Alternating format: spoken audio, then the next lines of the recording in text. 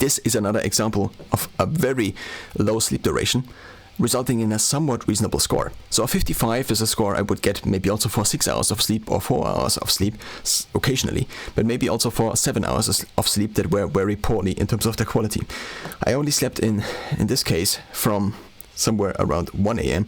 to I think here around 4, or no, this should be actually 7 or something like this.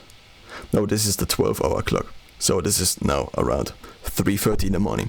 I did have increasing trouble as I think the schedule began to shift to summertime. Let's check the date. This was already in March, the 3rd of March in 2024. After basically, no, the time schedule shift for summertime happened, I think, on the 30th of March. But here I already stayed up for 2 nights, and I found it very hard to be able to then continue to go to bed at 10 p.m. in the evening and then wake up at 6 a.m. in the morning. This is something I have experienced again and again.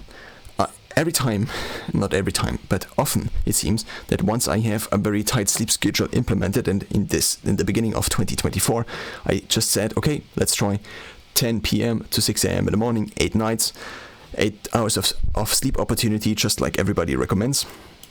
Not everybody, but Matthew Walker, for example, or says, okay, there is also this curve in between 7 and 9 hours most people seem to fall into.